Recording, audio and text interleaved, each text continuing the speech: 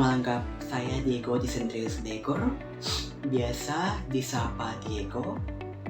Saat ini saya menempuhkan pendidikan di Universitas Nusa Cendana semester 3. Pada video kali ini saya akan membahas terkait dengan kasus yang berkaitan dengan administrasi publik. Dan kasus yang saya ambil pada video kali ini adalah masalah pelayanan publik di Indonesia berdasarkan data dari Ombudsman. Yaitu teman-teman perlu ketahui deskripsi kasus dalam penyelenggaraan pelayanan publik.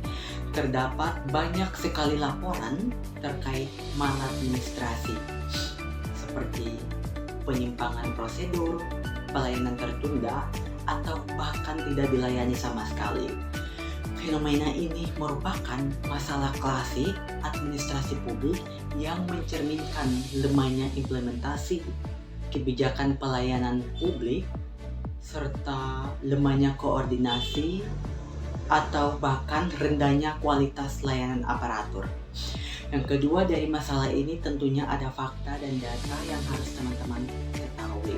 Dari jumlah laporan maladministrasi di Indonesia, dari data Ombudsman RI mencatat ada sebanyak 26.461 kasus pelayanan publik yang ditangani sepanjang tahun 2023. Dari jumlah tersebut, ada 40,38% kasus memang terbukti terjadi maladministrasi seperti service failure, penundaan berlarut, dan penyimpangan prosedur. Selanjutnya ada jenis kasus pelayanan yang paling sering dilaporkan berdasarkan laporan dari masyarakat yang diolah oleh Ombudsman RI. Berbagai jenis maladministrasi umum yang dilaporkan meliputi tidak memberikan pelayanan, terus penundaan pelayanan berlarut, penyimpangan prosedur pelayanan publik. Jenis maladministrasi ini kemudian muncul berulang dalam laporan dari berbagai daerah. Selanjutnya terkait dengan lembaga atau layanan publik yang sering diadukan. Dari data historis menunjukkan bahwa pemerintah daerah atau Pemda sering menjadi lembaga yang kemudian paling banyak dilaporkan oleh masyarakat terkait maladministrasi pelayanan publik. Ini menunjukkan bahwa adanya masalah sistemik pada kualitas layanan di tingkat pemerintah daerah, seperti koordinasi sumber daya serta standar layanan. Selanjutnya saya akan menganalisis kasus dengan kerangka logis dan sistematis. Yaitu yang pertama, saya akan mengidentifikasi masalah utama adanya tingkat maladministrasi tinggi berdasarkan data 2023 puluhan ribu laporan. Terus pelayanan publik tidak sesuai standar Undang-Undang Pelayanan Publik. Undang-Undang Nomor 25 Tahun 2009, koordinasi antar instansi buruk terutama di pemerintahan daerah. Terus selanjutnya sumber daya aparatur atau SDM belum sepenuhnya siap memberikan layanan berkualitas. Berikut saya akan menganalisis terkait dengan akar masalah. Jadi ada yang bertanya-tanya mengapa kasus maladministrasi semakin tinggi? Tentunya pasti punya faktor penyebab dan dampak langsung.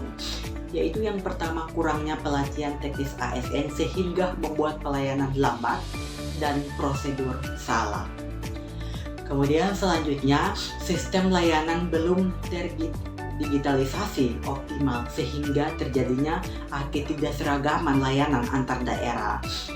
Berikut adanya SOP yang tidak jelas atau tidak dipatuhi sehingga terjadinya penyimpangan prosedur. Terus ada juga lemahnya pengawasan dan akuntabilitas sehingga dapat munculnya praktik buruk pelayanan.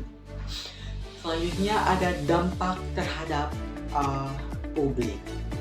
Terus permasalahan maladministrasi berdampak pada pertama, ketidakpuasan masyarakat dengan pelayanan pemerintah. Terus adanya sehingga dapat menurunnya kepercayaan publik terhadap pemerintah. Ada juga hambatan proses bisnis dan kehidupan warga, sehingga terjadinya potensi konflik di masyarakat saat ini. Dari masalah di atas, rekomendasi dan solusi yang bisa saya berikan yaitu peningkatan kapasitas SDM, pelatihan insentif bagi ASN terkait SOP, pelayanan dan etika layanan publik.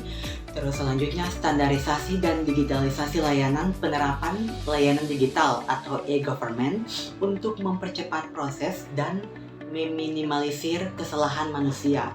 Terus adanya juga penguatan pengawasan dan akuntabilitas pengawasan berkala oleh ombudsman dan unit internal terkait untuk memastikan standar pelayanan terpenuhi.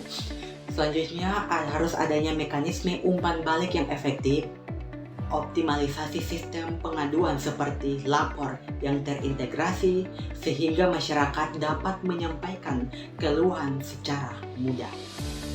Selanjutnya ada juga penegakan sanksi administrasi tegas terhadap aparatur yang terbukti melanggar prosedur atau melakukan maladministrasi itu sendiri.